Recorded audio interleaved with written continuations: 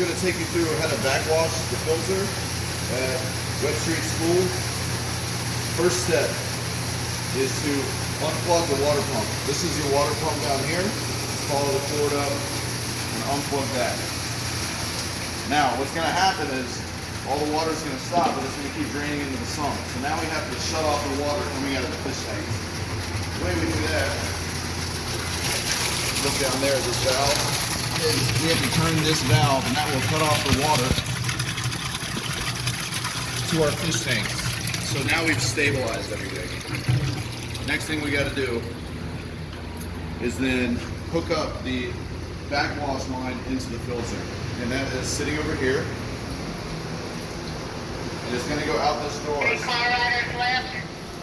we're going to pull that out. And then I made a little gash in here. We'll have to tighten up the screen somehow. But that tube is going to go out the grid. And this other line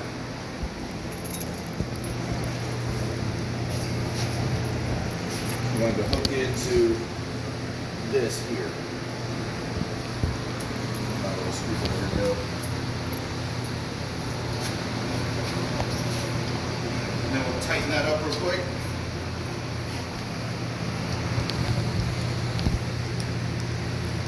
And I'll leave this screwdriver with you guys and you can put a label on it. Alright, so you're going to push this down and then swing it around to the back flush line. What that's going to do, start draining the filter. This pressure valve, what's going to happen is, this starts draining, this is going to open up automatically and it's going to send in an air bubble that agitates the beads as it's draining, cleaning the beads off. So we're going to do that now. Turn it. You hear it gurgling. So now we are draining outside. Eventually we can hook that up to drain all out. You can feel this shaking now. And you can hear the beads tumbling. And hopefully we'll see some action in the window. First time I've ever done it, so I'm not really sure.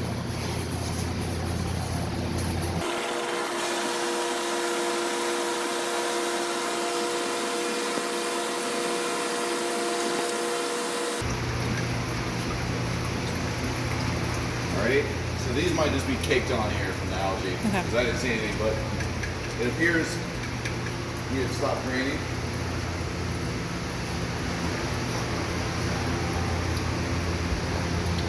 Oh, we still got water coming out.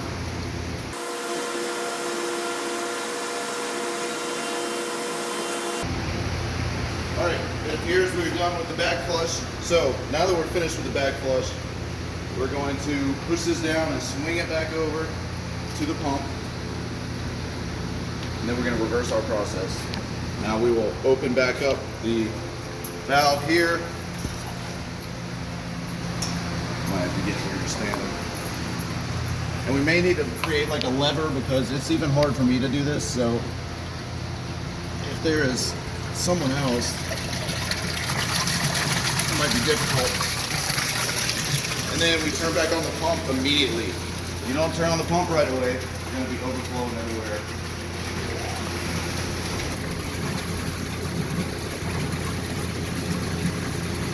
So now we're filling back up the beads that were just cleaned off, and the beads will float to the top, repack, and then start going in the fish tanks.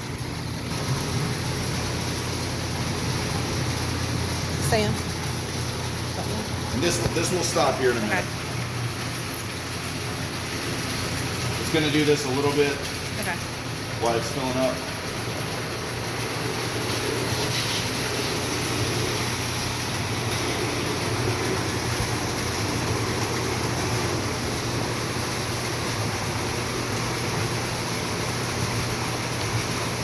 And I imagine it'll take 5 or 10 minutes to fill this back up before it starts pumping back out into the fish tank.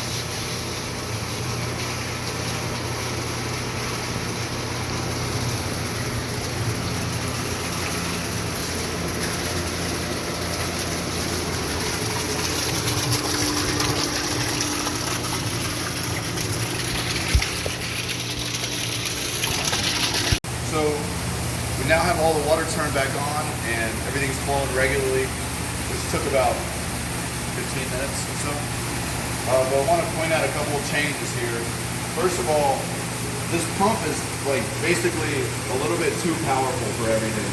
So we've installed a relief here. So the water coming out of the bead filter goes to all 4 tanks, to both of the grow beds, and then also to this third line here. If you come over and look at this here, we're going to leave this wide open, this valve. And this is all the extra water coming out of the pump. If we didn't have this, then that pump would heat up too much and we'd be putting a lot of pressure on it. So in terms of how much water needs to go into each tank, I put some little indicators on these tubes. So this is a safe operating volume. If you open up the valve and let more water in, then the water goes up.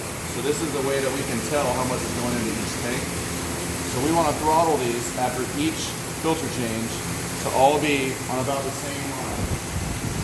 Now, if you have a tank with a whole lot more fish, like big fish, so let's say you have 100 pounds of fish in one tank and only 10 pounds of babies in another, you might want to put more water in one with big fish so that you get more turnover because they're pooping a whole lot more. But on average, this is safe. If you get all your water levels close to the mark on those tubes, then with everything else wide open, meaning all water going to the pump, the relief valve totally open, then our standard operating pressure on our bead filter is going to be a little bit below 6.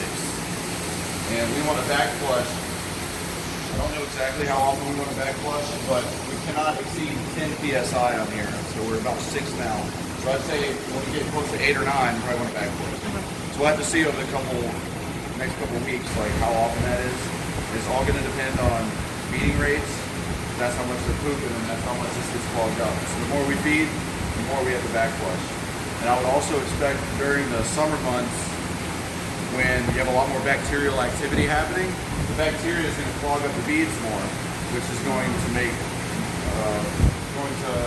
require us to back flush this more. So this is some things to consider there. I don't think this is going to explode if the pressure builds up too much. But what will likely happen is the beads, instead of being packed in and stopping solids, the beads will become fluidized and start tumbling around in there, which will make this not work anymore because the solids pass right through the beads. So we've got to keep a safe operating pressure on there below 10 psi to make sure that the beads stay packed and it keeps cleaning. Last thing, you'll notice the water is a little bit cloudy. That's going to happen the first day after back flush because all the little bits of bacteria and the tiniest particles that the beads can't catch are released in that back flush. Most of it coming out, but some of it, as it recharges, will end up back up in here. But after it circulates for an hour or two, this should clear that up.